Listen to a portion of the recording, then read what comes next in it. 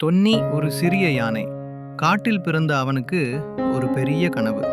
ஒரு நாள் பெரிய மேடையில் நின்று பேச வேண்டும். ஆனால் யானைகள் பேசி மக்களை உற்சாகப்படுத்துவதே முன்பே யாரும் கேள்விப்பட்டதில்லை. அவனது நண்பர்கள் சிரித்தார்கள். நீ ஒரு யானைதானே, பேசுவது உன்னால் எப்படி முடியும்? ஆனால் தொன்னி விடவில்லை.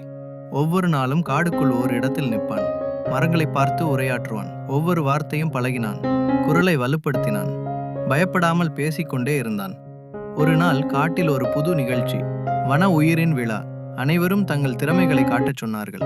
சிங்கம் கர்ஜித்தது, மயில் நடனமாடியது, குறும்பு குரங்கு கோமாளி போல நடந்தது. அப்போதுதான் தொன்னி மேடைக்கு வந்தான். யாரும் எதிர்பார்க்கவில்லை. அவன் சொன்னான், நாம் யார் என்று உலகம் நிர்ணயிக்க வேண்டாம். நம்மால் என்ன முடியும் என்பதை நம்மால் தான் நிரூபிக்க முடியும். அவனது உரை முடிவடையும் சமயம் காட்டே முழுவதும் சப்தமின்றி அமைதியாக இருந்தது. பின்னர் முழு காடு கைத்தட்டல்களில் ஒலித்தது. அந்த நாளில் தொன்னி யானை அல்ல, ஒரு மாற்றத்தை உருவாக்கிய வழிகாட்டியானான்.